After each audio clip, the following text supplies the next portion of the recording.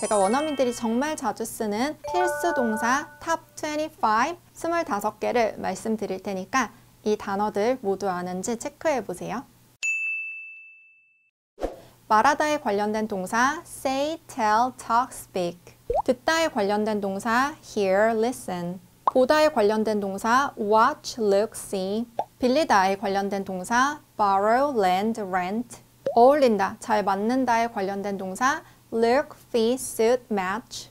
제공하다라는 뜻의 suggest, offer, provide. 이 25개의 동사들 대부분 알고 있을 거예요. 그런데 하나의 한국어 뜻에 다양한 동사들이 있는 경우는 그 뉘앙스 차이를 알아야지 적재적소로 쓸 수 있고요. 그리고 한 발짝 더 나아가서 이 동사가 주로 어떤 문장 구조로 쓰이는지 알아야지만 우리가 문장으로 유창하게 말할 수 있겠죠. 그래서 오늘은 이 필수 동사 25개의 뉘앙스 차이 또 문장 구조까지 싹 다 알려드릴 예정이에요. 오늘 영상만 끝까지 보면 영어 실력이 한층 성장한 걸 느끼게 될 거예요. 오늘은 그동안 제가 질문으로 많이 받아온 say, tell, talk, speak 그의 차이를 알려드릴 건데요. 이 뉘앙스 차이를 알려드릴 뿐만 아니라 언제 어떻게 쓰면 되는지 문장 구조까지 싹 다 알려드릴 거예요. 여러분 영상을 천천히 잘 따라오시면 마지막이 됐을 때 당장 바로 쓸 수 있도록 입에 착 붙게 될 거예요. 모두 말하다 란 뜻이지만 어디에 포커스를 맞추느냐에 따라서 뉘앙스가 좀 달라지는데요. 먼저 말을 한다는 건 입 밖으로 소리를 내는 거잖아요. 여기에 좀 더 집중을 하는 게 바로 say라고 보면 되고요. 그리고 우리가 이 소리를 내는 이유는 누군가에게 어떤 이야기를 전달하기 위해서예요. 여기에 집중한 게 바로 tell이에요. 그리고 내가 말을 하면 또 그 사람이 대답을 하면서 계속 왔다 갔다 대화, 또 수다도 떤다란 뜻이 될 수 있고요. 주고받게 되겠죠? 이런 거에 포커스를 맞춘 게 바로 talk이라고 보면 되고요. 그리고 이 말한다는 행동을 좀 더 진지하게 바라보면 내가 어떤 언어를 구사할 수 있다는 능력이 있는 거죠. 또 대중들에게 어떤 진지한 내용으로 연설을 또 할 수가 있어요. 이런 거에 초점을 맞춘 게 바로 speak이라고 보면 되는데요. 지금까지 말씀드린 게 다 대표적인 뉘앙스고 이 대표 뉘앙스가 있긴 하지만 결국은 뜻이 다 말하다로 똑같기 때문에 서로 대체되는 경우도 있어요. 제가 그 부분까지 자세하게 이제 또 하나씩 알려드릴게요. 먼저 say는 입 밖으로 소리내서 말하다 라고 말씀드렸는데 제가 집에서 요즘 아이한테 밥을 먹일 때 라고 해봐 이렇게 말할 일이 많아요. 이걸 영어로 그대로 말하면 say 그야말로 라고 말하라는 거예요. 조용히 있는 사람에게 뭐라도 말 좀 해봐 라고 할 땐 say something 이라고 해요. 이렇게 say는 말하는 내용을 뒤에 바로 붙일 수 있는데요. 자주 쓰이는 문장 구조가 두 개가 있어요. 먼저 say 다음에 말한 내용을 바로 붙여서 말을 하는 거예요. 단어의 경우엔 그냥 말하면 돼요. 예를 들어서 내가 응이라고 말했어요. 그러면 I said yes. 내가 아무 말도 안 했어요. 그러면 I said nothing. 그리고 문장을 말했으면 I said 다음에 that을 붙여 말할 수 있는데요. 이때 that을 생략해도 돼요. I said I'm hungry 처럼 말을 할 수 있는 거죠. 그런데 이 say는 소리내어 말하는 거에 집중하는 동사이기 때문에 누구에게 그 소리가 전달되었는지는 몰라요. 그래서 tell 같은 경우는 사람에게 말하다 이기 때문에 tell me 라고 바로 붙여 쓸 수 있지만 say 같은 경우는 누구 쪽으로 그 소리가 전달됐다 라는 뜻으로 쪽으로 라는 전치사 to를 붙였어요. I said to myself. 만약에 나에게 말을 했으면 나 혼잣말 한 거죠. I said to him, please be careful. 이렇게 I said to 다음에 누구에게 말했는지 그 다음에 어떤 내용을 말했는지 붙여 말할 수 있는데 문장의 경우는 that 넣어도 되고 생략해도 돼요. 그 다음 tell 볼게요. tell은 누구에게 말하다인데요. 제가 어렸을 때 tell me something 이라는 공포 영화가 있었어요. 그때 say me라고 하진 않죠. say me something은 아니고 아까 말한 대로 say something 아니면 tell me something 이런 식으로 tell 다음에는 사람을 주로 말하는 편인데요. 그래서 tell에 또 자주 쓰이는 문장 구조가 두 개가 있어요. tell 다음에 바로 사람을 붙여서 말을 하는 거예요. I will tell the kids tonight. 오늘 우리 아이들한테 내가 말할게. We shouldn't tell them yet. 그들한테 아직 말하면 안 돼. 이런 식으로 tell them, 사람을 바로 붙여 쓸 수 있고요. 그 다음에 또 많이 쓰는 건 tell, 사람, 그 다음 to를 붙이고 그 다음에 이 사람이 해야 할 행동을 붙여서 이 사람에게 뭐뭐 하라고 말했다처럼 말할 수 있어요. He told me, 그가 나에게 말했어요. 뭐뭐 하라고 말했어요. To leave him alone, 그를 그냥 혼자 두라고 말했어요. to 다음에 동사가 나와서 이 동작을 하라는 거고요. She told me to ask you, 그녀가 나에게 말했어요. 너에게 물어보라고. 세 번째는 턱인데요. 우리가 카카오톡이라고 하잖아요. 왜냐면 턱이라는 것 자체가 내가 너에게 말하고 너가 나에게 또 말하고 이렇게 주고받는 대화, 수다 떠는 거에 포커스를 맞추기 때문에 또 자주 쓰이는 구조가 있는데요. We talked for 5 hours. 우리는 5시간 동안 얘기를 했어. 수다를 떨었어. 이런 식으로 talk 다음에 for를 쓰고 얼마 동안 얘기를 했는지 시간을 또 자주 말하는 편이고요. We talked about the accident. 그 사건에 대해서 얘기를 나눴어. 이런 식으로 talk about 다음에 어떤 것에 대해서 얘기를 했는지 주제를 또 말할 수 있어요. 우리 왜 let's talk about it, 이거에 대해 말해보자 이런 말 많이 하죠. I want to talk to him. 그와 얘기 나누고 싶어. 아니면 Can I talk with you? 당신과 함께 얘기를 나눌 수 있을까요? 이런 식으로 talk to, talk with 다음에 사람을 붙여 말할 수 있는데요.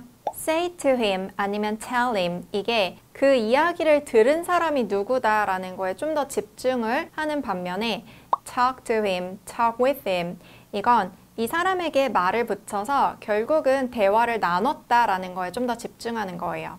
네 번째로 speak는 talk보다는 좀 더 진지하고 포멀한 느낌이에요. 좀 더 정중하게 대화를 해야 될 때 아니면 뭐 연설을 해야 하는 그런 느낌에 많이 쓰고요. 그리고 say, 이게 입 밖으로 나오는 소리에 좀 더 집중이 되어 있다면 speak는 성대로부터 안쪽에서 발음되는 느낌에 좀 더 집중이 되어 있어요. 그래서 speak에서 자주 쓰이는 문장 구조는요. Do you speak English? 영어를 하세요? 제가 아까 speak는 이 성대 안쪽에서 나오는 음성, 발음에 좀 더 집중한다고 했었고 또 이 머릿속에서 문장을 만들어내는 이 언어 능력 자체에 집중을 하기 때문에 뭐 English, Korean, Japanese 이런 언어를 말할 땐 무조건 speak 이 동사와 같이 쓸 수 있고요. I spoke at a conference in Hawaii. 나는 하와이의 한 회담에서 연설을 했어. 이 speak 자체가 본인의 목소리를 내다 약간 이런 뉘앙스가 있어요. 그리고 아까 말씀드린 대로 진지한 포멀한 자리에서 연설을 하다에 쓸 수 있기 때문에 at 다음에 장소를 말한다면 어디에서 연설을 했다 라는 뜻이지 어디에서 그냥 말했다, 단순히 그냥 말했다라는 걸 말하는 건 아니에요. I spoke to my boss about quitting today. 오늘 사장님과 퇴사하는 거에 대해서 얘기했어.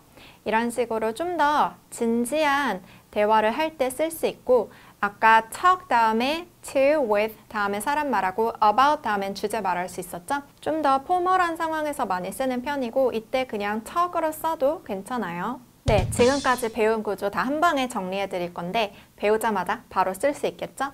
먼저 say 같은 경우는 말한 내용 바로 말할 수 있었죠? 그래서 I said yes, 응이라고 말했어.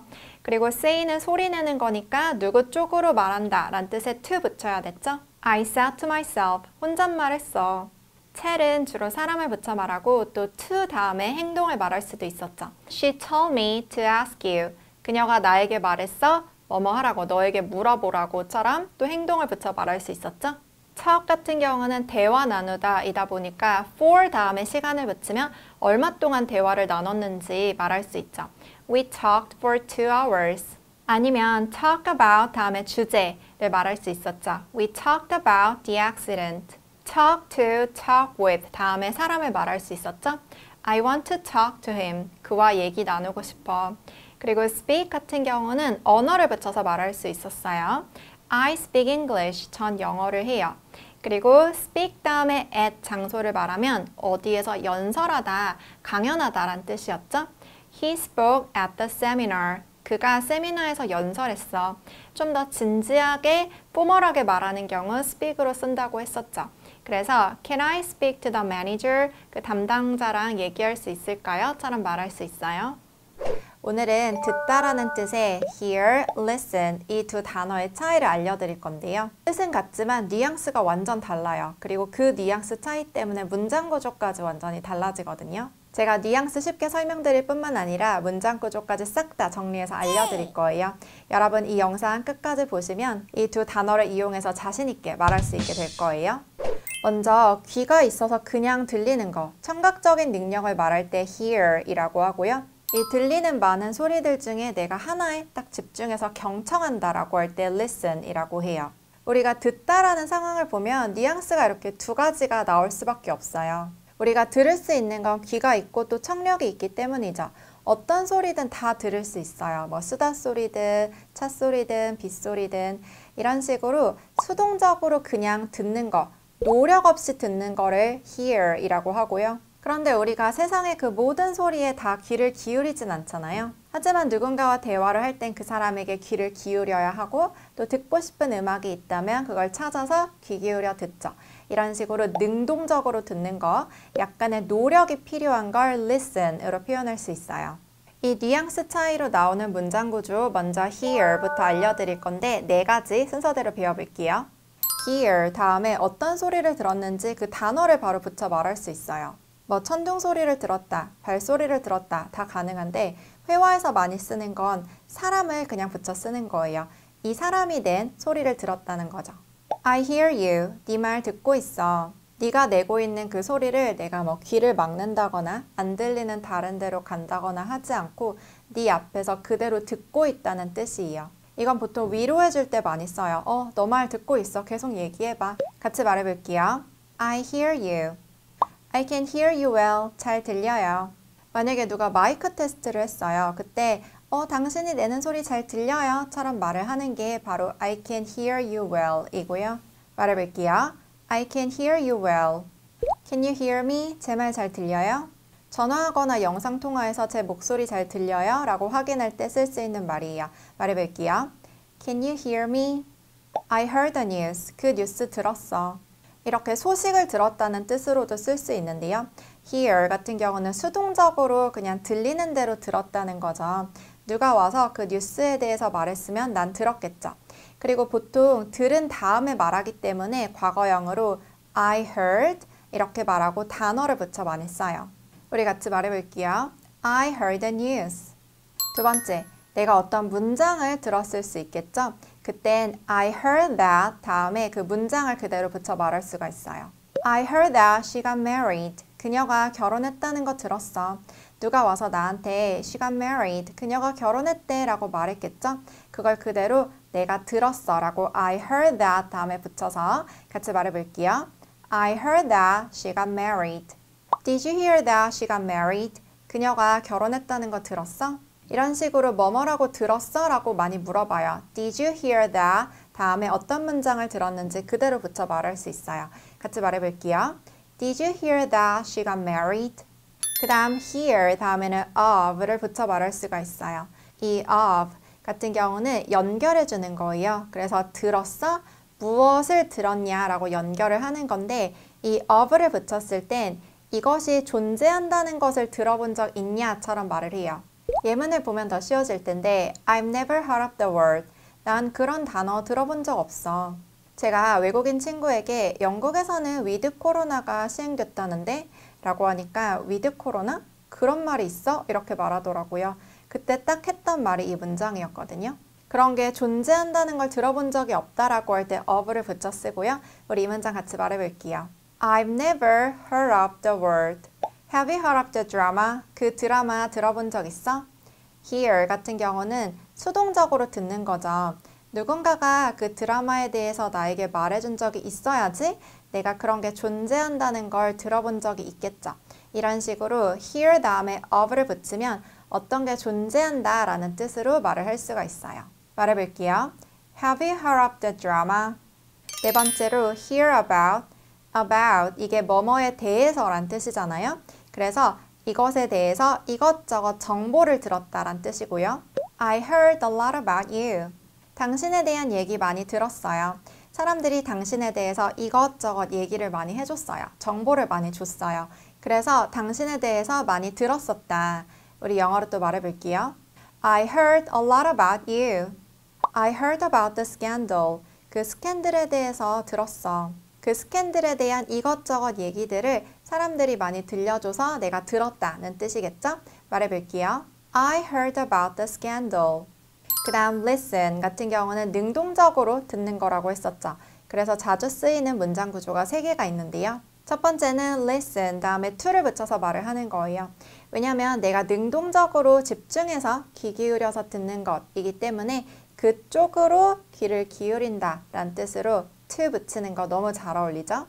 Listen to me, 내 얘기 좀 잘 들어봐. 예전에 원어민 선생님들이 교실에서 아이들에게 말하는 걸 많이 들었었는데요. 아이들이 집중을 잘 하지 않고 딴짓하고 말도 안 듣고 하잖아요. 그때 딱 쓸 수 있는 말이에요. 내 쪽으로 집중해서 내 말에 귀를 기울여라. 같이 말해볼게요. Listen to me. Do we have to listen to this? 우리 이거 꼭 들어야 해요. 예를 들어서 안전교육을 듣고 있는 중이에요. 소리는 당연히 들리죠. 굳이 노력을 하면서까지 저기에 집중하고 싶지 않은 거죠. Listen, 능동적으로 노력을 하면서 듣는 느낌 잘 느껴지죠? 문장 말해볼게요. Do we have to listen to this? 그 다음 listen for, 다음에는 물건이 나오는데요. 이 물건에서 어떤 소리가 나진 않는지 주시해서 잘 듣는 거예요. For, 이건 무엇을 위해서란 뜻이 있기 때문에 이 물건을 위해서 듣는 거, 집중해서 듣는 건 이게 무슨 소리를 내진 않을지 하고 주시해서 듣는 거죠. Can you listen for the door? I'm expecting someone. 문에서 무슨 소리 나진 않는지 잘 들어볼래? 누가 오기로 했거든. Listen for the door 이라고 하면 그 문에서 똑똑 아니면 띵동 같은 소리가 나진 않을지 계속 집중해서 귀를 기울이는 거고요. expect, 여기엔 예상하다, 기다리다 라는 뜻이 있거든요. 누군가가 올 것을 기다리는 중이다. 이 문장까지 같이 말해볼게요. Can you listen for the door? I'm expecting someone. I listened for your phone, but couldn't hear anything. 핸드폰 잘 듣고 있었는데 아무것도 듣지 못했어. 지금 만약에 물놀이를 왔어요. 친구에게 핸드폰 맡기면서 회사에서 혹시 전화나 문자 올 수 있으니까 잘 듣고 있어? 처럼 맡겼다고 쳐볼게요. 친구가 listen for your phone. 너의 핸드폰을 위해서 계속 집중해서 듣고 있었어요. 그런데 뭐 띵동 같은 그 어떤 소리도 나지 않아서 내 귀에 들린 소리가 없었어요. 그래서 뒤에는 hear 이란 단어를 쓰고 있죠. 같이 말해볼게요. I listened for your phone, but couldn't hear anything. 마지막은 listening on, 엿듣다는 뜻인데요. 두 사람의 대화 소리가 들렸어요. 그게 내 귀에 들리긴 하겠지만 내가 그걸 집중해서 엿들으면 안 되죠. 그런데 엿들으려고 하는 사람이라면 listen, 집중을 하겠죠. 그리고 그들 안에 껴 들어가는 거예요. 그래서 listening, 그리고 on은 붙는 느낌이 있어요. 그래서 무슨 얘기를 하는지 착 붙어서 듣는 느낌. listen in on 이렇게 왜 붙여서 말하는지 아시겠죠? Did you listen in on me? 너 내 말 엿들었어? 엿듣다 라고 하면 왠지 그냥 소리가 들려서 들었어 처럼 Did you hear? 이렇게 말해도 될 것 같지만 그냥 hear, 들린 소리는 상관없어요. 이거에 집중해서 무슨 내용인지 비밀스러운 내용을 알게 되었다. 이게 문제잖아요. 그래서 listen 이 동사를 쓰고요. 뒤에 in, on까지 붙여서 같이 말해볼게요. Did you listen in on me? Did you listen in on my phone conversations? 제 전화 내용 엿들었어요? My phone conversations. 전화상에서 한 이 대화를 엿들었냐처럼 말을 하는 거죠. 같이 말해볼게요. Did you listen in on my phone conversations? 오늘은 see, look, watch. 보다라는 뜻의 3가지 동사에 대해서 배워볼 건데요. 뜻은 다 같은 보다이지만 뉘앙스가 조금씩 달라요. 예를 들어서 see a movie, watch a movie. 영화 보다라고 할 때 이 2가지 모두 가능한데 어떤 뉘앙스 차이가 있을까요? 또 이 동사들의 뉘앙스 차이 때문에 자주 쓰는 문장 구조까지 달라지는데요. 여러분 오늘 이 영상 끝까지 보시면 이 3개의 단어를 완벽한 문장으로 말할 수 있게 될 거예요.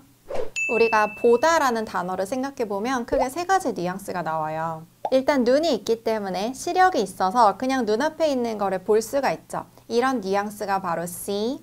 그리고 이렇게 보이는 물건들 중에 내가 보고 싶은 것을 콕 집어서 그쪽 방향으로 쳐다볼 수가 있겠죠? 이런 걸 look 이라고 해요. 그리고 오랜 시간 동안 관심을 가지고 감상하듯이 보는 것을 watch라고 해요. 제가 전반적인 뉘앙스 설명드렸고 이제 하나씩 자세히 볼게요.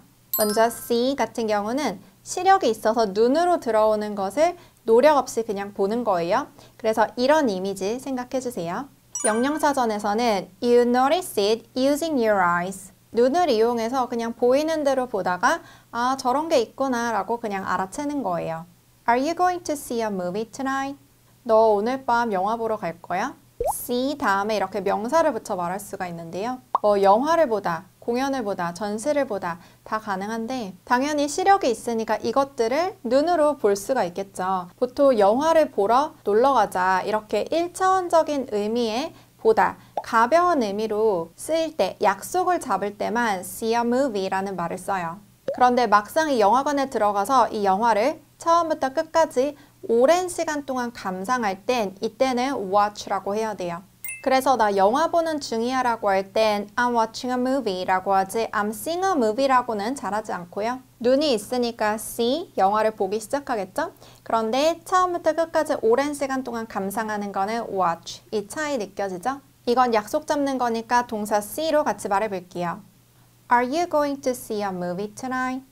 두 번째로 look은 특정한 방향으로 쳐다보는 거 또는 바라보는 거예요. 그래서 이것 좀 봐봐, 이것 좀 쳐다봐 라고 할 때 look 이렇게 말하지 see 라고 하진 않고요.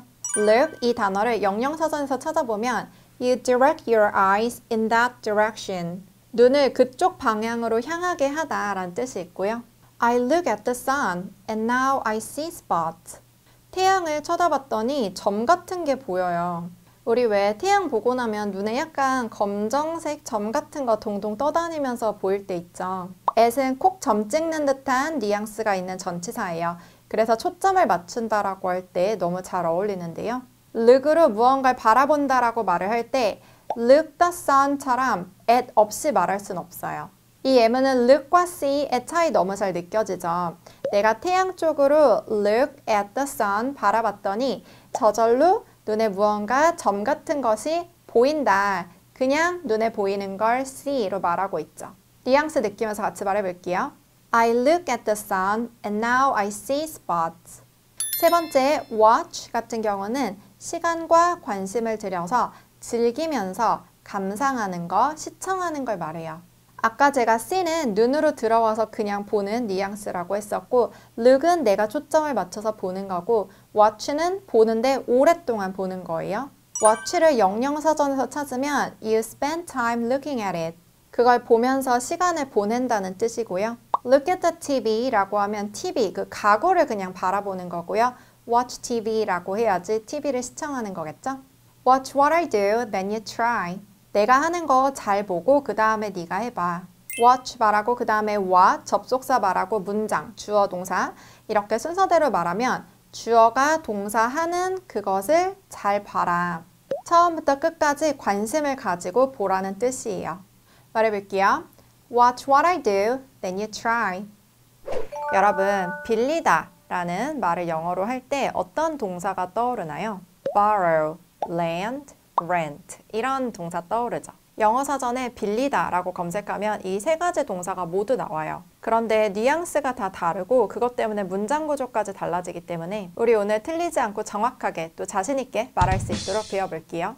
먼저 뉘앙스 총정리하고 하나씩 문장 구조 자세히 볼 건데요. 빌리다 라는 단어에서 나올 수 있는 뉘앙스 생각해 볼게요. 잘 생각해보면 물건을 빌리고 싶어 하는 사람이 있고요. 그리고 빌려주는 사람이 있어요. 물건을 빌리고 싶은 사람은 내 쪽으로 빌려오는 거죠. 이거를 borrow라고 하고요. 반대로 빌려주는 거, 내 물건이 나가는 건 lend라고 해요. 그리고 이 두 가지는 비용을 지불하지 않고 빌려오고 빌려주는 거예요. 친구끼리 어떤 물건을 서로 빌려줄 때 borrow, lend 이 두 가지를 쓰겠죠.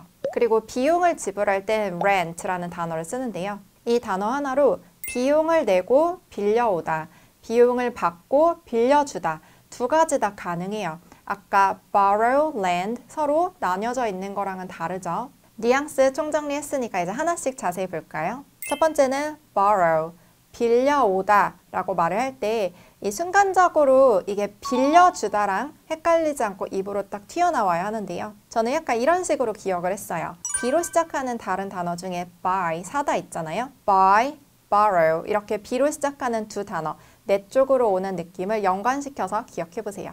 이 단어를 말할 수 있는 대표적인 문장 구조가 두 가지가 있는데요. borrow, 이 동사 다음에 빌리고 싶은 물건을 바로 붙여서 쓰는 거예요. Can I borrow a pen? 펜 좀 빌려줄래? 이런 식으로 a pen, 이 빌리고 싶은 물건을 borrow 다음에 바로 붙여서 쓰는 거죠. 그런데 이때 Can you borrow me a pen? 이렇게 말하진 않아요. 그런데 약간 이 문장 왠지 맞을 것 같죠? 한국어에는 펜 좀 빌려올래? 이런 말이 없잖아요. 그래서 왠지 빌려줄래라고 할 때 can you 이렇게 시작해야 될 것 같고 나에게 빌려준다라는 뜻으로 borrow me라고 해야 될 것 같지만 이렇게 잘 쓰진 않고요. 주어를 I로 잡아야 돼요. 그래서 내가 빌려올 수 있을까 그 물건을처럼 말해야 되고요. 여러분 해외여행 중에 비 오면 호텔에서 우산 빌릴 수 있잖아요. 그때 딱 쓸 수 있는 문장이겠죠? 같이 말해볼게요. Can I borrow an umbrella? 그 다음 from을 이용하면 어디서 빌렸는지 말할 수 있는데요. I borrowed a book from the library. 나 도서관에서 책 빌렸어. 이렇게 from 다음에 빌린 장소를 말할 수 있고요. I borrowed a laptop from Kelly. 나 켈리한테 노트북 빌렸어. 이렇게 빌려준 사람 이름을 붙여서 누구에게 빌려왔는지 말할 수 있어요. 이 문장은 같이 말해볼까요? I borrow a laptop from Kelly. 두 번째는 lend, 빌려주다. 아까 Can you borrow me a pen? 이건 안 된다고 했는데 이때 lend를 딱 넣으면 완벽한 문장이 돼요. lend, 이건 빌려주다이기 때문에 Can you lend me? 라고 하면 너 나에게 빌려줄 수 있어? 펜을 이렇게 쓰는 거죠. borrow me 라고 하진 않지만 lend me, 이건 정말 잘 쓰고요. 이걸 잘 기억하기 위해선 give me 생각해 보세요. 우리 give me, 이건 정말 익숙하잖아요. 그런데 주다, 빌려주다 비슷하죠? 우리 또 자주 쓰는 문장 구조 두 개 볼 텐데 첫 번째 문장 구조가 give me처럼 lend me, 이렇게 lend 다음에 사람 그리고 물건을 붙여 쓰는 문장 구조예요. Can you lend me $5? 나 $5만 빌려줄 수 있어? 이때 Can you give me $5랑 문장 구조가 똑같죠? 이렇게 연관시키면 문장 구조를 쉽게 기억할 수가 있는데요. 다만 give 같은 경우는 그냥 주는 거고요. lend는 빌려주고 그리고 반드시 갚아야 할 때 쓰는 거예요. Can you lend me your phone? 너 핸드폰 좀 빌려줄 수 있어? 우리 lend me 이렇게 말하는 문장 구조 생각하면서 말해볼게요. Can you lend me your phone? 그 다음 문장 구조는 lend 다음에 바로 물건을 말하는데요. 대신에 to 다음에 누구에게 빌려주는지 사람을 붙여 말할 수 있어요. Can you lend $5 to me? 나한테 $5만 좀 빌려줄 수 있어? 아까는 lend me $5라고 했었는데 lend $5 이렇게 물건을 바로 말한다면 내 쪽으로 빌려주는 거기 때문에 to me를 붙여서 써요. 물건을 좀 더 강조해서 말하고 싶을 때 이런 식으로 lend $5 to me처럼 말을 하고요. Can you lend your phone to me? 나한테 핸드폰 좀 빌려줄 수 있어? 이 문장 구조도 익숙해졌죠? 같이 말해볼게요. Can you lend your phone to me? 세 번째는 rent. 비용이 오간다면 rent로 말을 해야 되는데요. 렌트카 생각하면 되세요. rental car, 여기에 rent란 단어가 있죠. 이 동사로 빌려오는 거, 빌려주는 거 둘 다 말할 수 있는데요. 첫 번째 문장 구조는 빌려오는 입장에서 말해볼게요. rent, 물건, for 기간. I have to rent a car for 2 days. 나 이틀간 차를 빌려야 돼. rent a car, 이렇게 차를 그대로 쓰고 for 2 days, 기간을 for 다음에 쓸 수 있어요. We rented a car for a week. 우리 일주일 동안 차 렌트했어. 문장 구조 어렵지 않죠? 같이 말해볼게요. We rented a car for a week. 마지막 문장 구조는 rent 다음에 out 붙여 말하는 건데요. 이건 빌려주는 입장에서 말하는 거예요. 왜 우리 세를 내놓다처럼 말을 하죠. 임대하다란 뜻으로 쓰고요. She rents out rooms in her house to students. 그녀는 자기 집의 방을 학생들에게 세놓아. Rent out rooms. 비용을 받고 집에 있는 방을 빌려주는 거죠. 이런 식으로 rent는 빌려오다, 빌려주다 둘 다 되고요. I'm going to rent out my apartment. 나 아파트 있는 거 세놓으려고. 집주인의 입장에서 말하는 느낌 느끼면서 같이 말해볼게요. I'm going to rent out my apartment. 여러분, 잘 어울린다, 잘 맞는다 이런 표현을 할 때 어떤 영어 동사가 떠오르세요? fit, match 이런 단어가 떠오르나요? 이거 외에도 다양한 동사들이 있는데 제가 오늘 어울린다라고 말할 때 쓸 수 있는 표현을 싹 다 정리해서 알려드릴게요. 예를 들면 이런 문장을 말해볼 건데요. 쟤네 잘 어울린다. 이거 나한테 안 어울려. 그 직업 너랑 잘 어울린다. 이거 내 백이랑 잘 어울려? 이런 다양한 문장, 쉬운 단어를 이용해서도 완벽하게 표현할 수 있도록 알려드릴게요. 어울린다, 잘 맞는다 라고 표현할 때 쓸 수 있는 동사가 총 4개예요. look, fit, suit, match. 이 4가지 동사 모두 서로 대체될 수 있지만 각 동사마다 가지고 있는 주된 뉘앙스가 있기 때문에 알려드릴게요. 먼저 look 같은 경우는 내가 보기에 내 눈에 좋아 보인다, 어울린다 이런 뉘앙스로 쓰고요. 그리고 fit 같은 경우는 주로 사이즈가 잘 맞는다, 맞지 않는다처럼 쓰고요. 그리고 suit 같은 경우는 내 스타일과 잘 맞는다 또는 성격과 아니면 상황과 잘 맞는다처럼 말할 때 쓰고요. 그리고 2개의 아이템이 서로 어울린다, 우리 왜 매치된다 이런 말 하죠? 이럴 땐 주로 match로 말을 해요. 우리 이제 하나씩 좀 더 자세히 볼게요. 먼저 1번 look, 이 동사를 이용해서 어울린다라고 말할 땐 내 눈에 보기에 좋아 보인다처럼 말을 하기 때문에 뒤에 good을 붙여서 써요. 예를 들어서 어떤 커플을 보면서 쟤네 별로 안 어울려 처럼 말을 할 땐 쟤네에 해당되는 그 주어를 they로 잡으면 되거든요. They don't look good. 쟤네들은 좋아 보이지 않아. together, 함께 있을 때. 그게 잘 어울리지 않는다란 뜻이겠죠. They don't look good together. 그리고 쟤네 잘 어울려처럼 긍정으로 말할 땐 don't만 빼면 되겠죠? They look good together. 쟤네 잘 어울린다. 그런데 옷이 잘 어울린다. 아니다. 라고 할 땐 이런 식으로 말을 해요. This coat, 이 코트가 doesn't look good. 좋아 보이지 않아요. On me, 내 위에서. 사람이 옷을 입고 있는 걸 잘 생각해 보면 내 몸 위에 옷이 붙어 있는 거겠죠. 그래서 on을 쓰고요.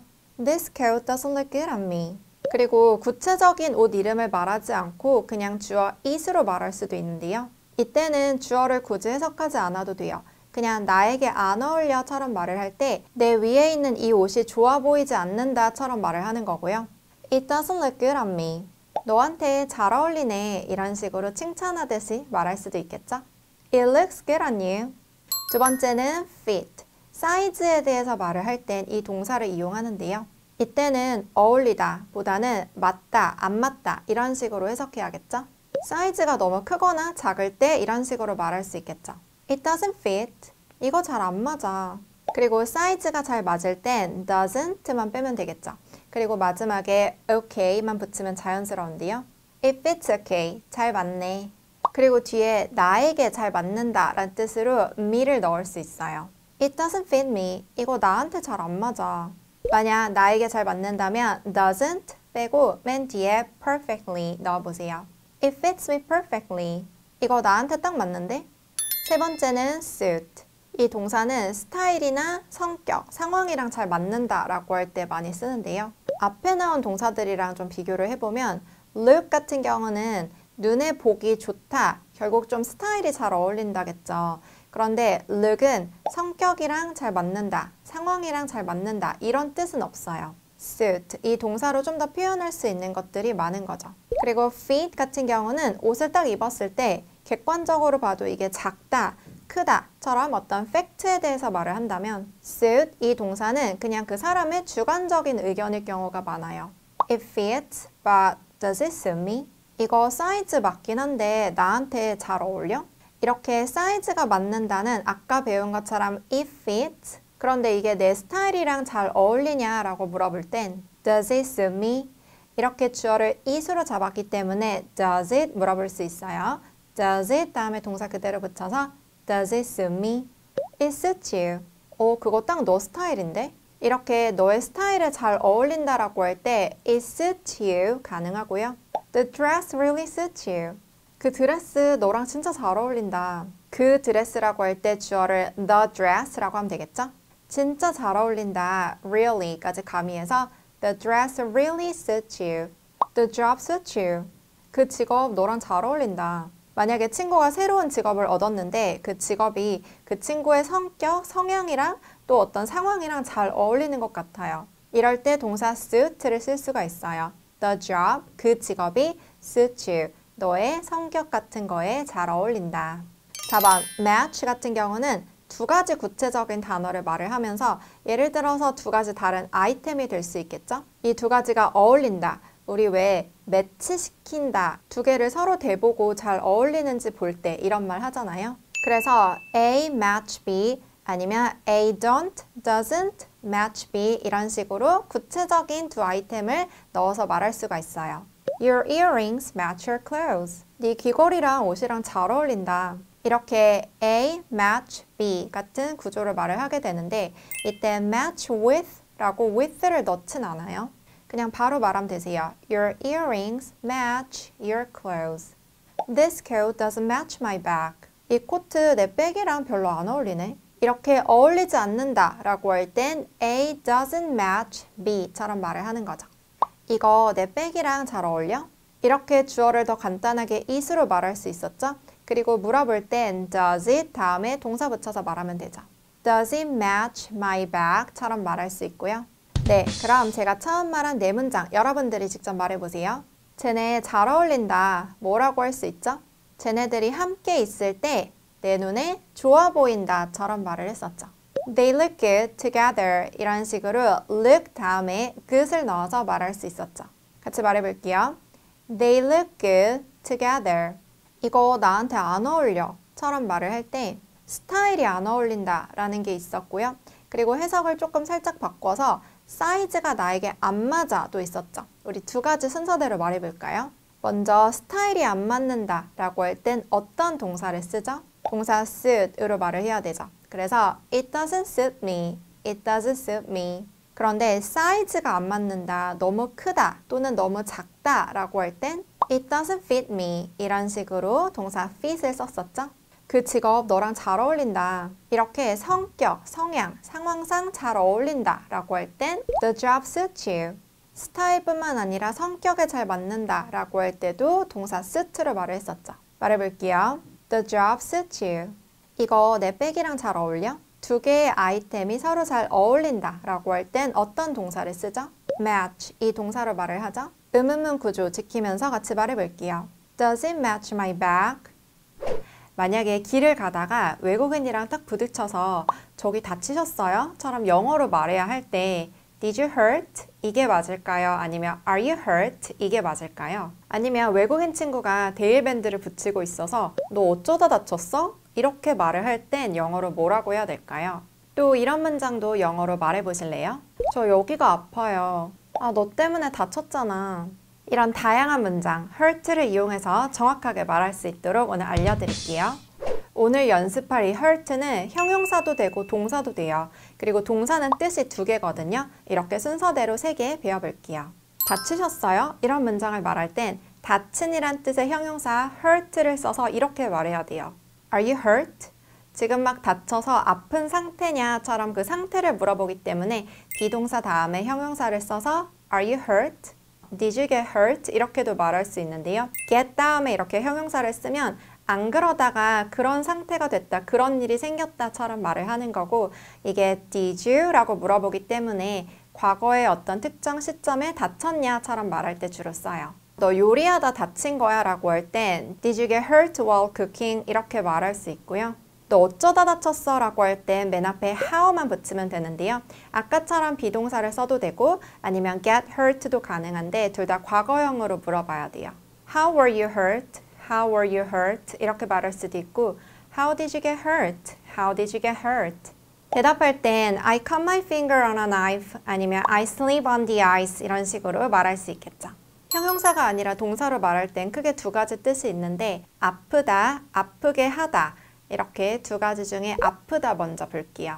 아프다고 할 때 sick이란 단어도 많이 쓰죠. 그런데 그건 몸 전반적으로 기력도 없고 어질어질하고 막 식은땀 나고 이런 느낌이 sick이고 hurt 같은 경우는 특정 부위 어디가 아프다라고 할 때 어디 hurts 이런 식으로 많이 써요. My head hurts. My stomach hurts. My wrist hurts. 그리고 상처받아서 마음이 아프다처럼 말할 수도 있어요. My heart hurts. 마음이 아파요. 이것도 가능하고요. 그리고 여기가 아파요처럼 가리키면서 말을 할 땐 It hurts here. 주어를 신체 부위를 말하지 않고 그냥 it이라고 하면 되세요. It hurts here. 아니면 바로 여기가 아파요 라고 하면서 It hurts right here. 세 번째로 hurt가 동사로 쓰일 때 아프게 하다, 다치게 하다 라는 뜻도 된다고 했었죠.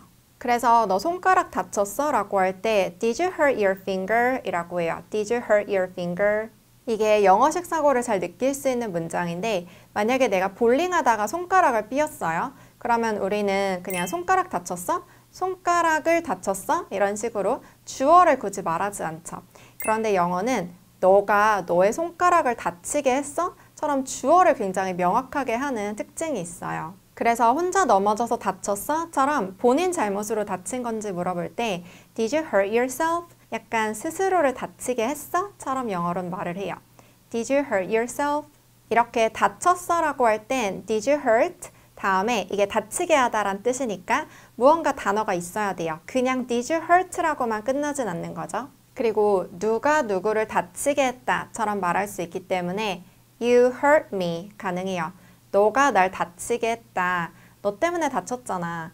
그리고 이게 마음이 아프다, 상처를 줬다처럼 쓰기 때문에 팝송 제목으로도 많이 쓰고요. 그 사람들이 나에게 상처를 줬어요처럼 말할 때 They hurt me 이것도 가능해요. They hurt me. 네, 그럼 배운 대로 말해보세요. 혹시 다치셨어요? 뭐라고 하죠? 형용사로 말해야 되죠. Are you hurt? 같이 말해볼게요.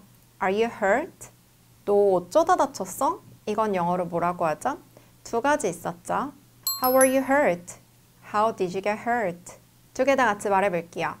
How were you hurt? How did you get hurt? 저 여기가 아파요. 뭐라고 하죠? 특정 부위가 아프다고 할 때 동사 hurt를 쓸 수 있는데 주어를 뭐라고 하면 됐었죠? It hurts here. 같이 말해볼게요. It hurts here. 너 때문에 다쳤잖아 라고 할 땐 누가 누군가를 다치게 하다처럼 말을 했었죠. You hurt me. 같이 말해볼게요. You hurt me. 여러분, learn 이 영어 단어 무슨 뜻으로 알고 계시죠? 배우다로 알고 있죠. 그런데 이 단어의 뜻을 배우다라고만 알면 안 된다는 사실 알고 계셨나요? 이게 무슨 말인지 궁금하시죠? 영상 끝까지 집중해주세요. 제가 요즘 영어 읽기를 위한 디즈니 책 번역 해설집을 쓰고 있는데요. 여기에 learn이 나오는 장면들이 굉장히 많은데 배우다로 절대 해석이 안 되거든요. 이런 장면을 보면 The wolves learned that a mean tiger was coming. 늑대들이 심술궂은 호랑이가 오고 있는 중이라는 것을 배웠다라고 하면 좀 이상하죠. 이게 정글북의 한 장면인데 정글에 버려졌던 모글리를 늑대들이 키워요. 그리고 이 늑대들이 인간을 싫어하는 심술궂은 호랑이가 이쪽으로 오고 있는 중인 것을 배웠다가 아니라 이때 알게 되었다라고 해석을 해야겠죠. 우리가 보통 learn이라고 하면 학습적인 것만 많이 떠올려요. 학교에서 선생님에게 어떤 과목을 배우는 거 또는 요리학원에서 요리 같은 어떤 기술을 배우는 거를 많이 떠올리죠. 그런데 여러분 반드시 알아야 할 부분은 learn 이게 알게 되다 라는 뜻으로도 쓰인다는 거예요. 마치 선생님에게 새로운 지식을 배우듯이 어떤 새로운 정보를 배웠다는 건 결국 그 정보를 알게 되었다라는 뜻이겠죠. Rapunzel learned that Flynn's real name was Eugene. 라푼젤은 플린의 진짜 이름이 유진인 것을 배웠다? 라고 하면 이것도 좀 어색하죠. 라푼젤의 남자 주인공이 도둑으로 나오거든요. 그래서 유진이라는 본명을 숨기고 플린이라는 가짜 이름으로 활동을 하는데 여기서 라푼젤이 플린의 진짜 이름이 유진인 것을 알게 되었다라고 해석해야지 여기도 딱 맞죠. 이렇게 learn이 배우다가 아닌 알게 되다라는 뜻으로 쓰이는 원서 속 두 개의 장면을 봤는데요. 영영사전을 찾아봐도 크게 두 가지 뜻으로 나와요. 첫 번째는 study, 공부하다, 학습하다, 우리가 알고 있는 배우다 라는 뜻이죠. 두 번째로 come to know, 알게 되다. 여러분 이렇게 두 가지 뜻 반드시 알고 있어야 하고 해석할 때뿐만 아니라 우리가 또 말도 잘할 수 있어야 되기 때문에 제가 많이 쓰는 문장 구조 각각 두 개씩 알려드릴게요.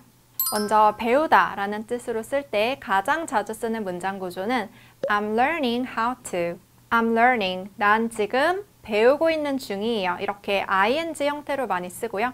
그 다음에 how to. 어떻게 하는지 배우는 중이다. 그래서 여러분들 직접 문장 만들어 보면 저 요리하는 법을 배우는 중이에요. 뭐라고 말하면 되겠어요? I'm learning how to cook. 이렇게 말하면 되겠죠. 같이 말해볼게요. I'm learning how to cook. 요즘 내가 운전 연수 중이에요. 나 운전하는 법을 배우는 중이야. 는 뭐라고 하면 되겠어요? I'm learning how to drive 라고 하면 되겠죠. 또 같이 말해볼게요. I'm learning how to drive. 두 번째로 많이 쓰는 문장 구조는 I'm learning about 이것도 정말 많이 써요. about 이건 뭐뭐에 대해서 라는 뜻이다 보니까 이렇게 무언가에 대해서 학습하다라는 뜻으로 많이 쓰는 거죠. 나 역사에 대해 배우는 중이야. 뭐라고 하면 되겠어요? I'm learning about history 라고 하면 되겠죠. 같이 말해볼게요. I'm learning about history. 나 마케팅에 대해 배우는 중이야. 이렇게 말해보세요. 마케팅 이 단어만 넣으면 되겠죠. I'm learning about marketing. 이렇게 말하면 돼요. 같이 말해볼게요. I'm learning about marketing. 그리고 오늘 알려드린 알게 되다라는 뜻으로 쓸 수 있는 문장 구조가 또 두 개가 있는데요. I learned 이렇게 과거형으로 많이 써요. 왜냐하면 무언가를 알게 되었을 땐 아무래도 이미 그 사실을 안 다음에 나 그거 그 전에 뭐 며칠 전에 알게 되었어처럼 과거형으로 말할 일이 많이 있어서 그래요. 나 그 진실을 알게 되었어. 이거 영어로 뭐라고 할까요? I learned the truth 라고 하면 되겠죠. 한 번 더 말해볼게요. I learned the truth. 나 그 비밀을 알게 되었어. 이것도 말해볼까요? 비밀을 알게 되다. 비밀이란 단어만 붙이면 되겠죠? I learned the secret. 이렇게 말을 하겠죠. 한 번 더 같이 말해볼게요. I learned the secret. 마지막으로 you will learn 이것도 많이 써요. 너도 알게 될 거야 이런 뜻으로 쓰는데 when you grow up 너가 크면 너도 알게 될 거야 이런 문장 다음에 이렇게 붙여 쓰기도 하고요. You will learn that you are so beautiful. 네가 얼마나 아름다운 사람인지 너도 알게 될 거야. 좌절한 사람에게 이렇게 위로처럼 말할 수도 있는 문장인데 You will learn that 다음에 문장을 붙여 말을 해요. that 다음에 나온 것을 너도 언젠간 알게 될 거야 처럼 말을 하는 거죠. 같이 말해볼게요. You will learn that you are so beautiful. You will learn that you are so valuable. 네가 얼마나 가치 있는지 너도 알게 될 거야.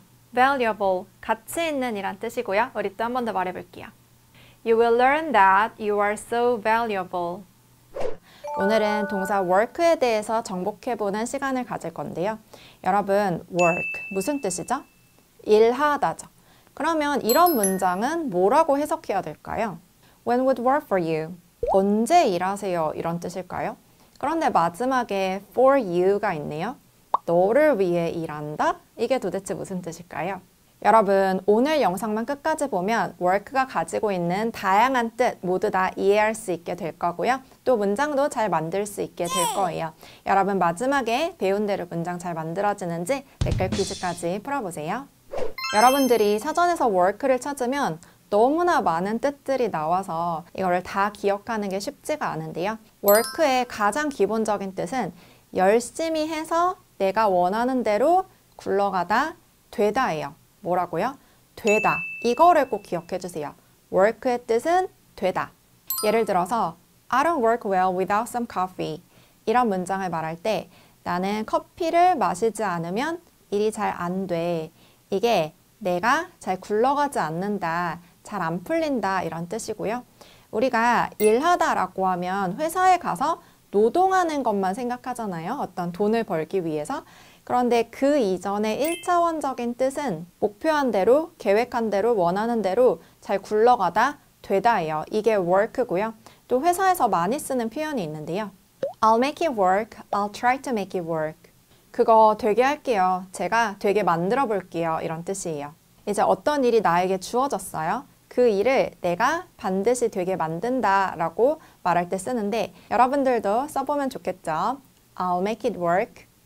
My brain doesn't work well in the morning. 난 아침에 머리가 잘 안 굴러가.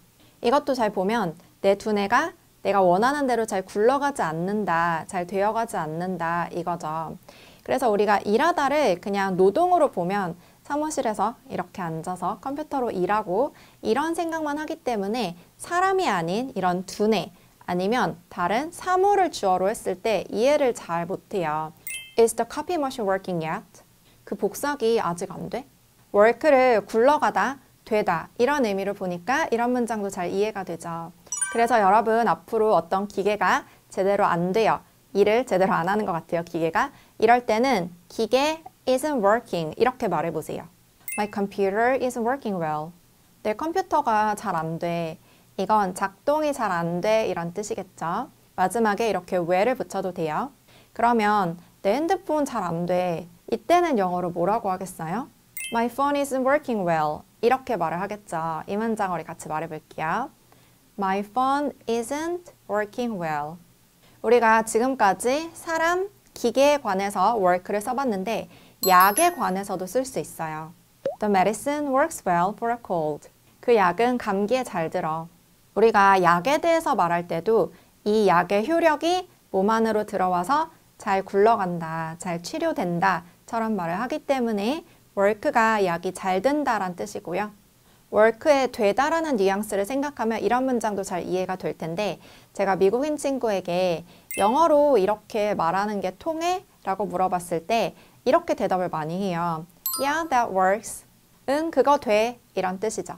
이렇게 work가 이런 문장은 된다.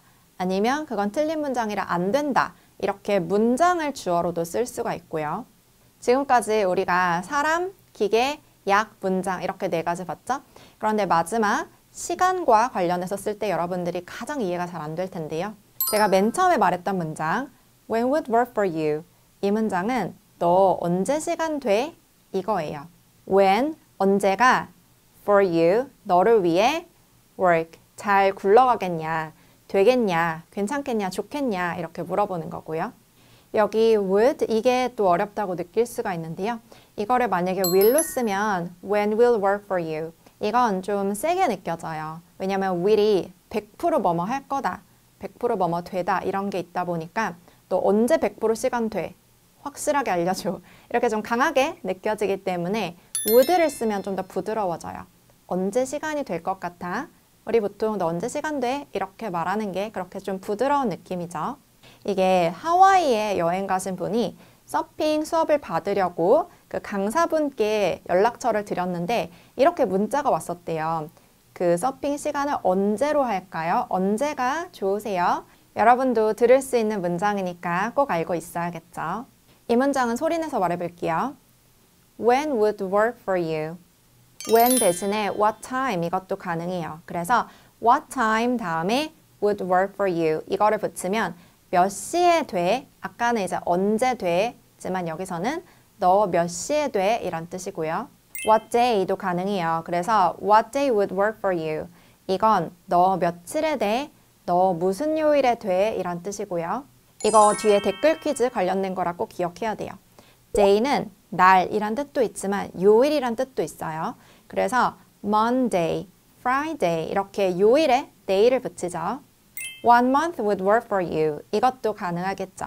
One month, 너 몇 월이 돼? 처럼 물어보는 거고요.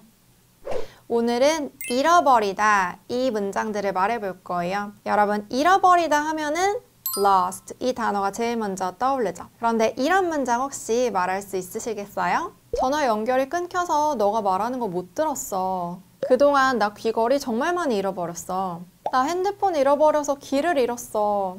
음식점 찾다가 갑자기 길을 잃어버렸어. 이런 다양한 문장 쉬운 단어로도 영어 잘하는 사람처럼 말할 수 있도록 알려드릴게요.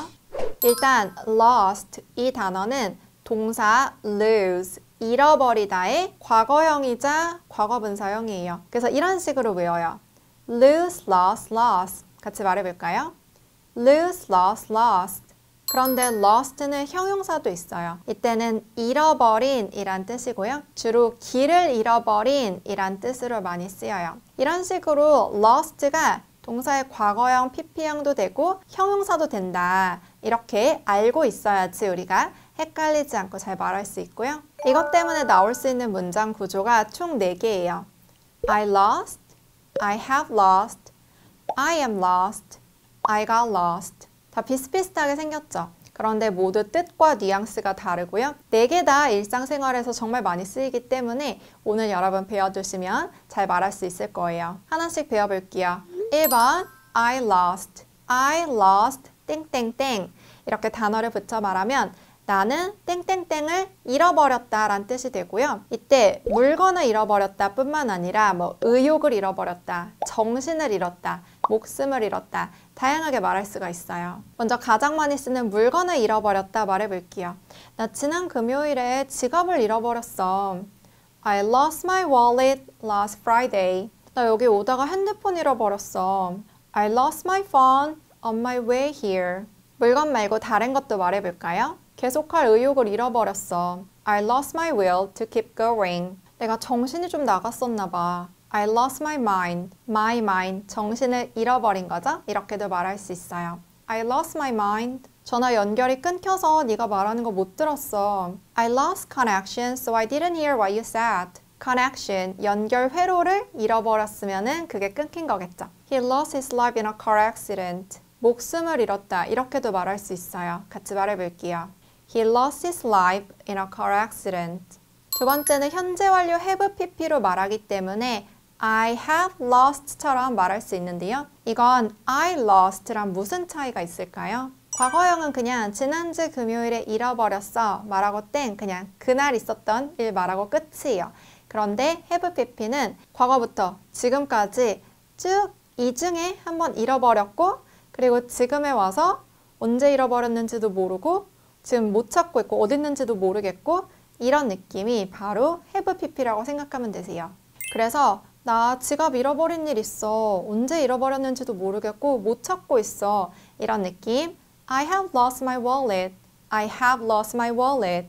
그리고 예전부터 지금까지 반복적으로 어떤 걸 잃어버려온 경험이 있다면 이때도 have pp를 쓸 수 있어요. 예를 들어서 저는 귀걸이가 정말 많은데 그동안 귀걸이 정말 여러 번 많이 잃어버려 왔거든요. 그런 느낌을 I have lost many earrings. 이렇게 과거부터 현재까지 쭉 오는 느낌 계속 상상해 주세요.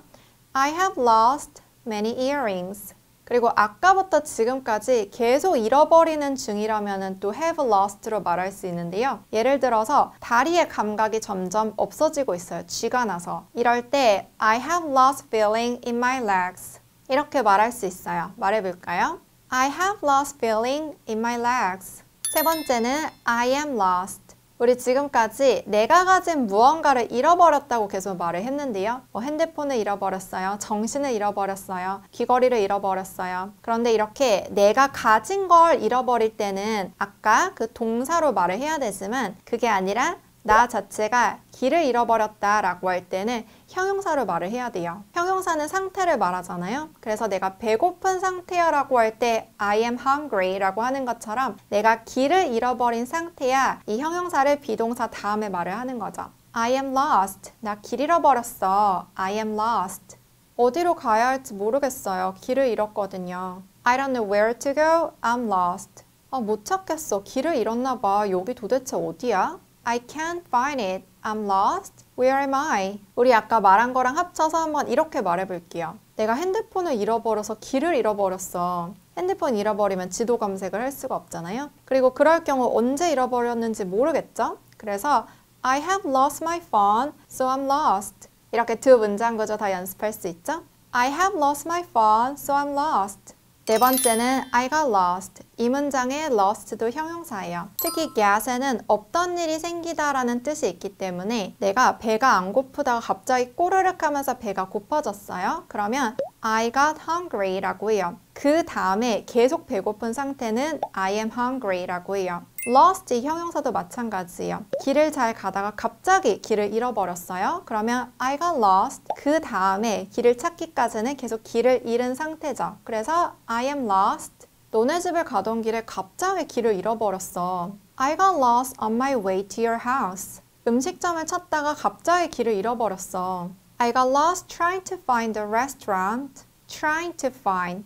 찾으려고 하는 도중에 갑자기 길을 잃은 거죠? 말해볼게요. I got lost trying to find a restaurant.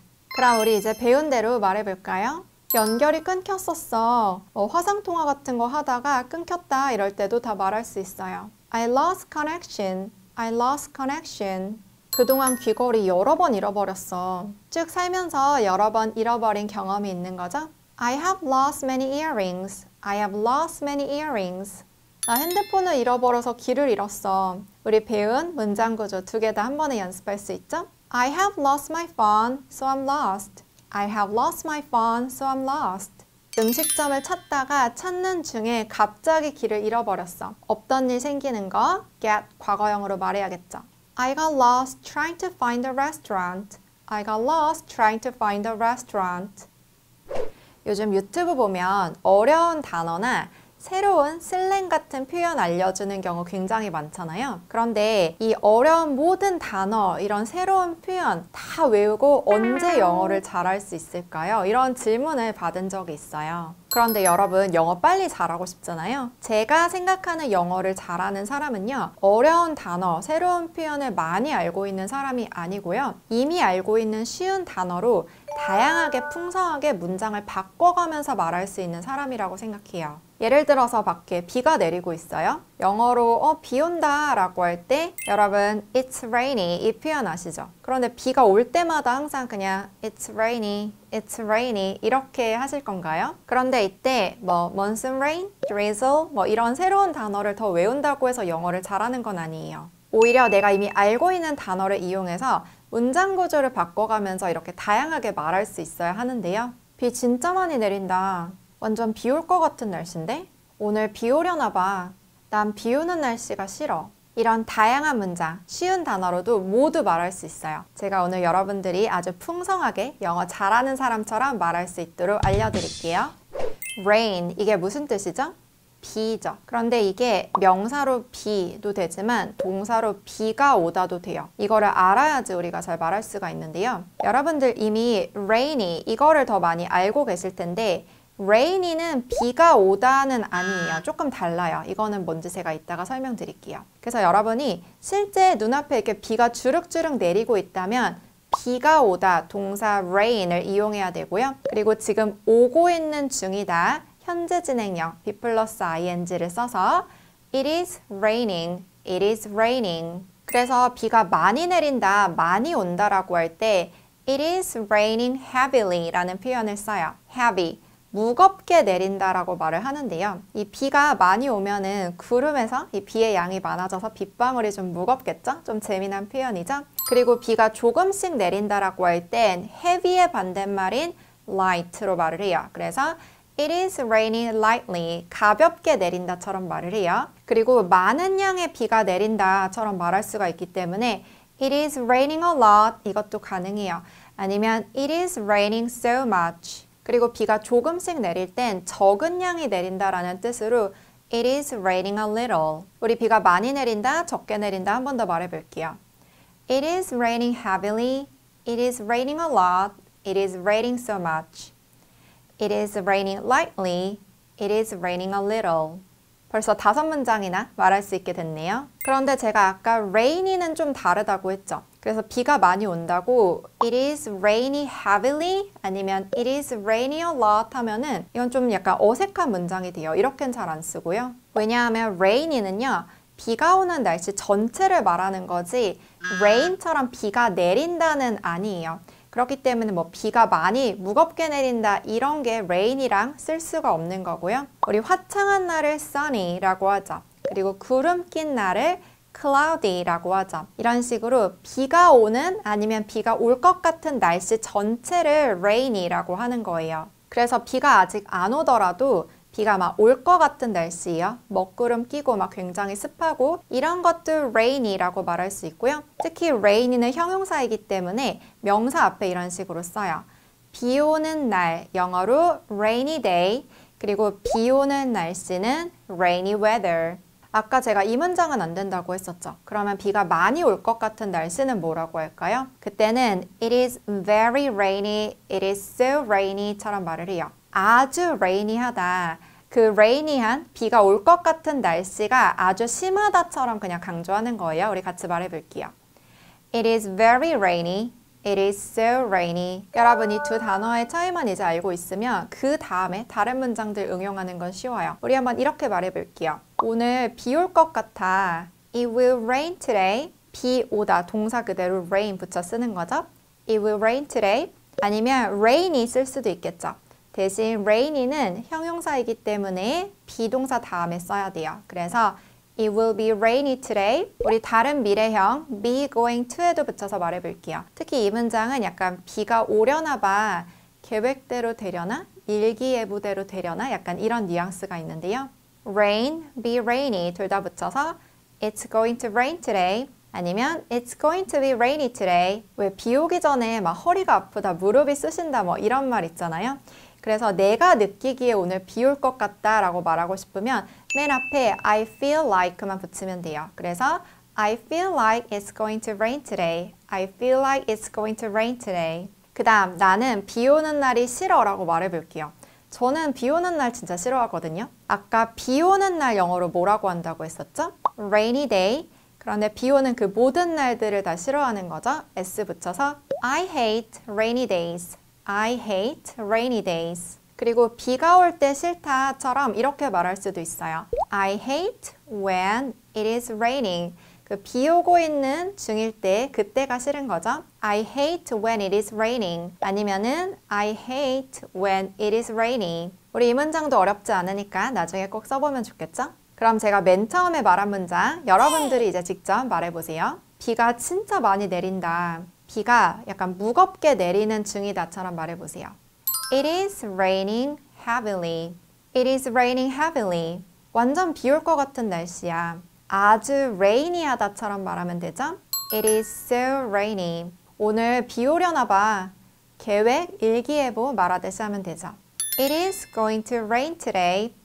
It is going to be rainy today. 나는 비 오는 날이 싫어. 뭐라고 하면 되겠어요? I hate rainy days. I hate rainy days. 우리 오늘 잠에 관련해서 다양하게 영어로 말해볼 건데 먼저 자다가 영어로 뭐죠? 영어로 sleep. 그러면 잠에 들다는 영어로 뭐라고 해야 할까요? 또 곤히 자다 이런 표현은 영어로 또 뭐라고 해야 될까요? 우리 잠에 관련된 또 다양한 문장 영어로 한번 말해 보실래요? 저기 주무세요? 아, 주말 동안 잠 좀 자야겠다. 어제 잠에 들 수가 없었어. 영화 보다가 잠들었어. 이런 다양한 문장, 쉬운 단어를 이용해서도 영어 잘하는 사람처럼 말할 수 있도록 알려드릴게요. 오늘 배울 표현은 총 10개인데 여러분들 기억하기 쉽도록 4개의 카테고리로 나눠서 볼게요. 첫 번째는 그야말로 자다라는 표현 배울 건데요. 영어 동사로 sleep이라고 하죠. 그런데 이 sleep을 명사로도 말할 수 있어요. 우리가 이렇게 다양하게 말하는 법을 알아야지 영어를 잘할 수가 있는데 명사로 말할 땐 get some sleep이라고 합니다. get은 얻다란 뜻이니까 이렇게 잠을 좀 청하는 그런 느낌이 들죠. 그런데 낮잠 자다라고 할 땐 sleep을 이용하지 않고 take a nap이라고 하는데요. 영어는 이렇게 get, take, have 이런 기본 동사로 말하는 거 정말 좋아해요. take는 약간 기회를 잡는다라는 느낌이 있는데 낮잠을 이제 뭐 누구나 잘 수 있는 건 아니잖아요. 어떤 그 낮잠을 잘 수 있는 기회가 왔을 때 딱 쪽잠을 자는 느낌? 그리고 have a nap도 가능해요. 내가 낮잠 자는 상황을 약간 갖는 느낌이죠. 4개의 표현이 들어간 예문 같이 말해볼게요. Go back to sleep. 다시 가서 자. 이건 sleep 동사 그대로 쓴 거죠. 같이 말해볼까요? Go back to sleep. You really should get some sleep over the weekend. 너 주말 동안 잠 좀 자야겠다. 이때 you should sleep 이라고 해도 되지만 이렇게 명사형으로 get some sleep 말할 수 있어요. You really should. should를 이용해서 내가 이렇게 조언을 하는 거고요. Over the weekend. 우리 이렇게 over 쓰는 거 지난번에 영상에서 배웠었는데 토요일부터 일요일까지 넘어오면서 그 중에 한 번은 좀 잠을 푹 자라라고 말을 하는 거죠. 말해볼게요. You really should get some sleep over the weekend. I never take naps. 난 낮잠은 절대 안 자.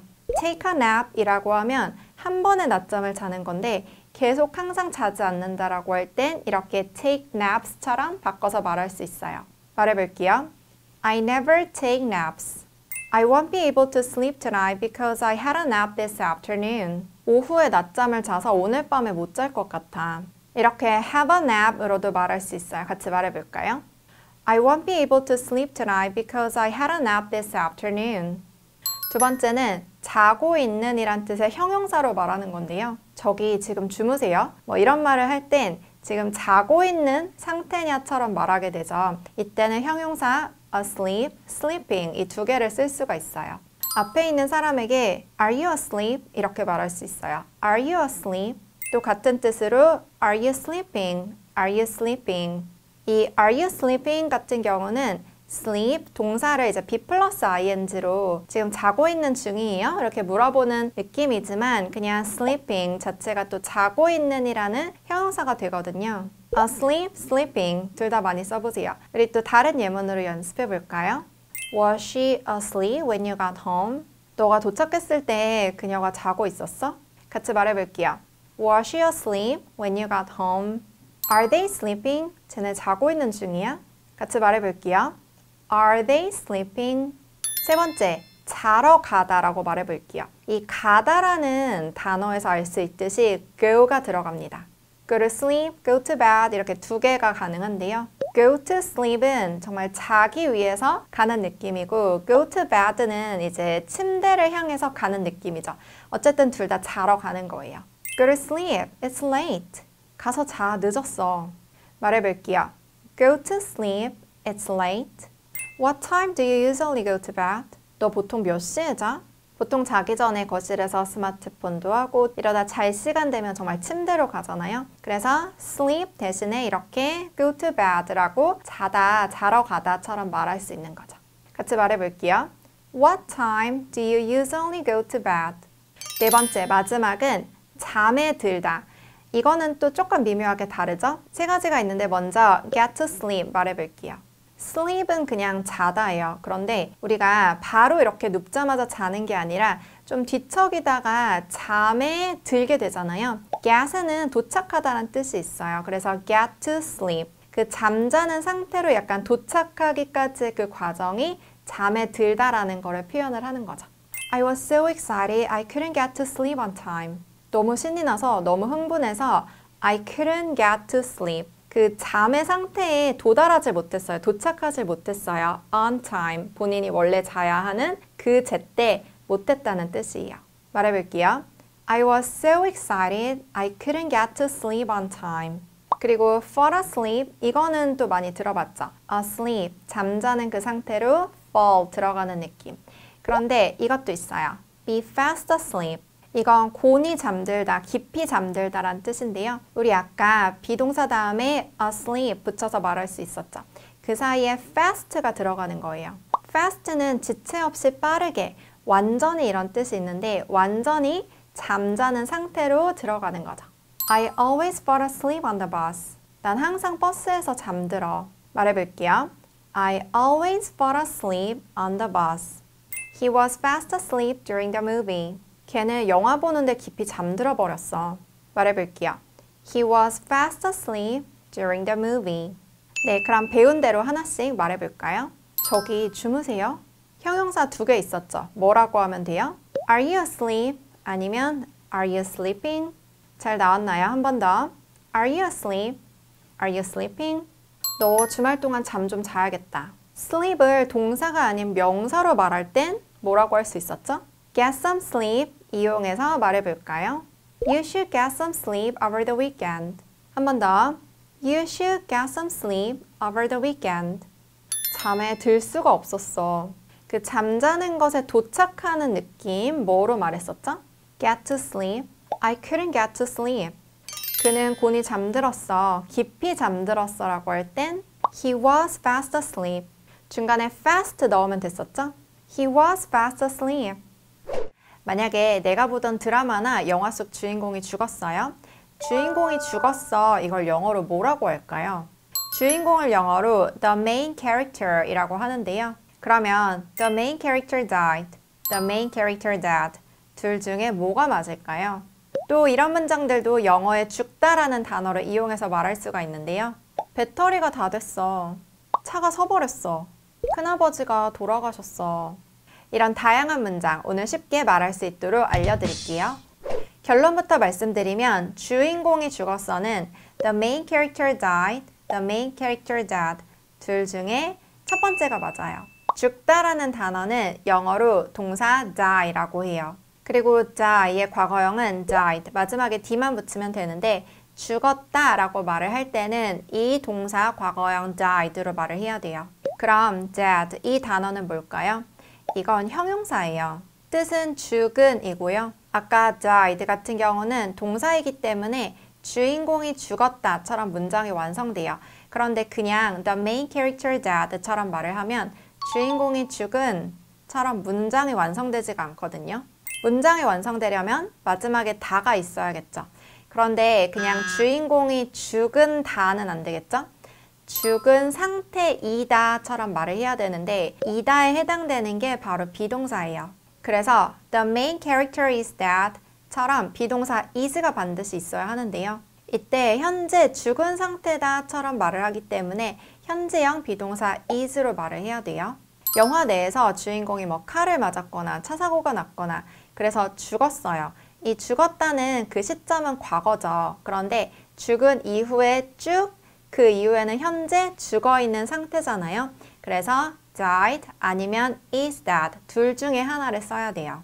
예를 들어서 애니메이션 겨울왕국에서도 주인공인 아나가 죽었다가 살아나는데 추위에 떨다가 내 품에서 죽었어 라고 말하는 대사가 있거든요. She died in my arms. She died in my arms. 이때 she died 라고 말을 하죠.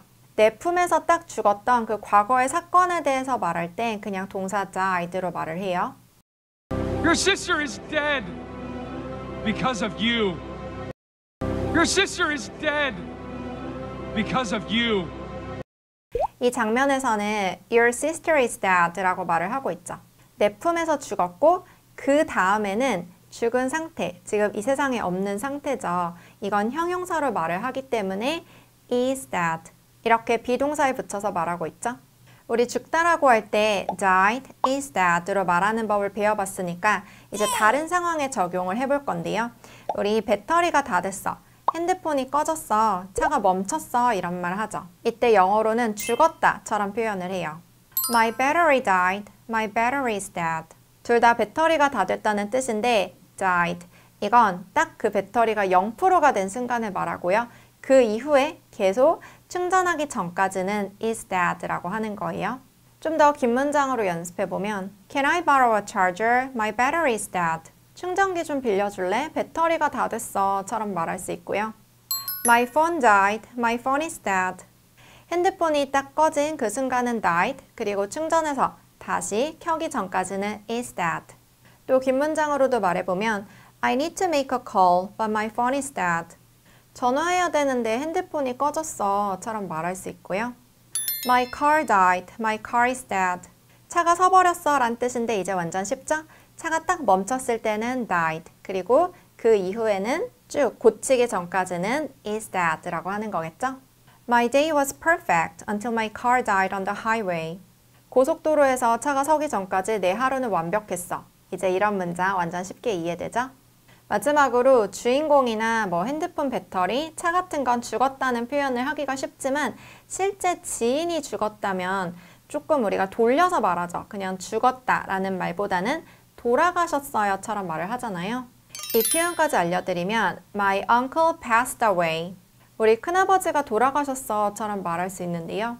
큰아버지, 삼촌, 이모부 이런 호칭 다 영어로는 그냥 uncle이라고 하고요. passed away 이렇게 돌려 말할 수가 있는데 우리도 돌아가시다라고 하죠. 영어로는 passed, 우리를 지나쳐 가셨어요. away, 사람들 눈에 보이지 않는 곳으로. 이런 표현을 쓸 수 있고 이건 동사이기 때문에 아까 died처럼 동사 과거형으로만 쓸 수 있어요. 그럼 제가 처음 말했던 네 문장 여러분들이 말해보세요. 주인공이 죽었어. 말할 수 있는 방법이 두 가지가 있죠. 두 개 다 말해보세요. 먼저 뭐라고 할 수 있어요? 동사 과거형을 이용할 수 있죠. The main character died. 아니면 형용사를 이용해서 말해볼까요? The main character is dead. 이렇게 말할 수 있겠죠? 배터리가 다 됐어. 이건 한번 형용사로 말해볼까요? My battery is dead 라고 하면 되겠죠? My battery is dead. 차가 서버렸어. 이 문장은 차가 딱 멈춘 그 순간을 상상하면서 동사 과거형으로 말해볼까요? My car died. 이제 잘 나오죠? My car died. 큰아버지가 돌아가셨어. 이렇게 돌아가셨어처럼 말할 땐 영어로 뭐라고 했었죠? My uncle passed away. 한 번 더 말해볼까요? My uncle passed away. 오늘은 동사 suggest, offer, provide에 대해서 배울 건데요. 이 세 가지 동사 모두 주는 사람이 있고 받는 사람이 있고 무언가 주는 느낌이 있어요. 하지만 뉘앙스가 모두 다르고 이 뉘앙스를 정확하게 보여주는 한국어 뜻으로 공부하면 좋은데요. 제가 오늘 이 세 가지 동사 완벽하게 정복할 수 있도록 알려드릴게요.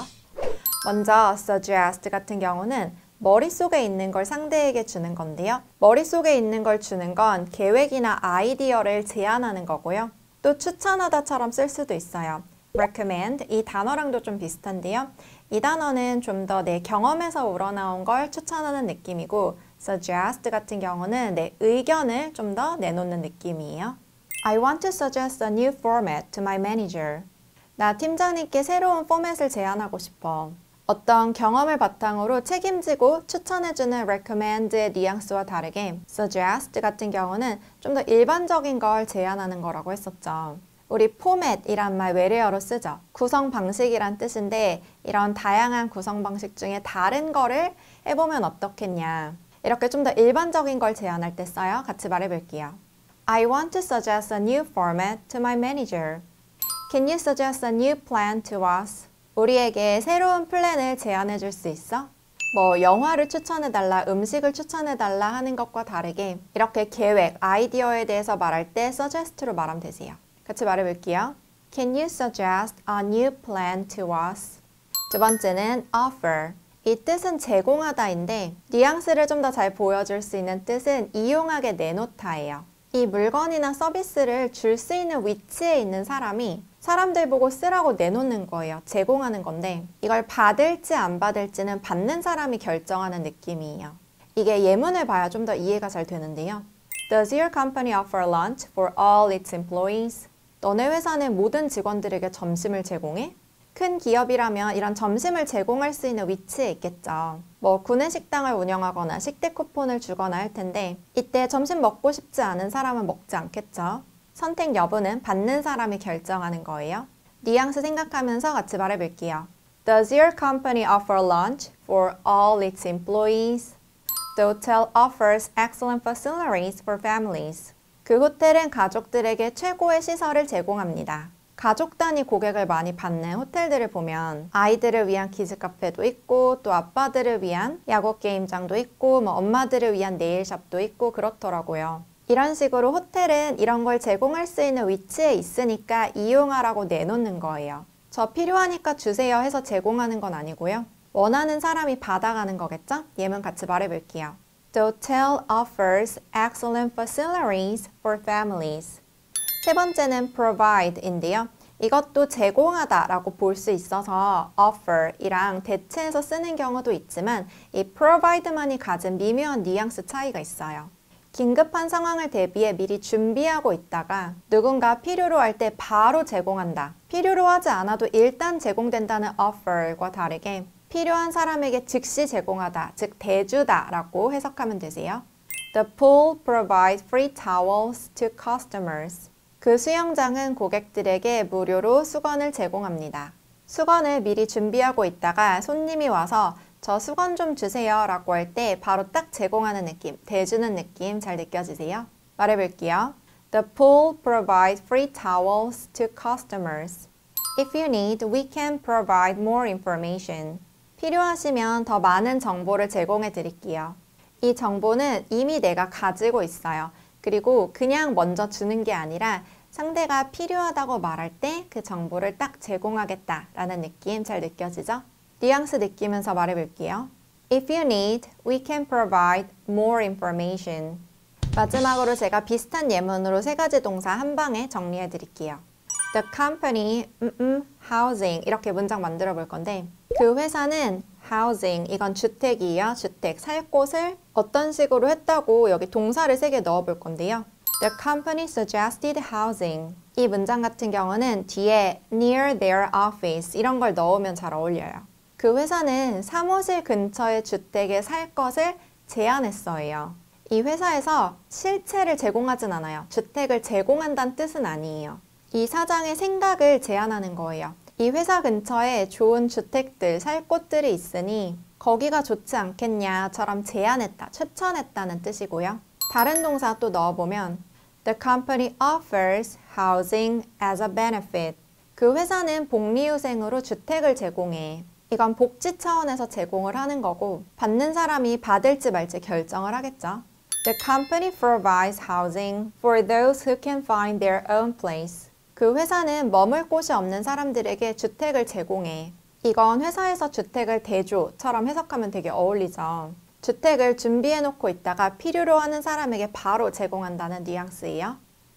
네, 오늘은 필수 동사 Top 25 뉘앙스와 문장 구조에 집중해서 같이 배워봤어요. 오늘 배운 내용에 이어서 내가 영어를 더 잘하려면 어떻게 해야 할지 궁금하신 분들은 estellenglish.com 제 온라인 강의에서 1:1 학습 로드맵을 짜드리거든요.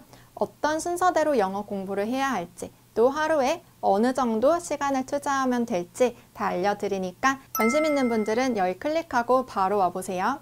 제 채널 구독, 좋아요, 알림 설정도 부탁드리고 우린 또 다음 영상에서 만나요. 안녕.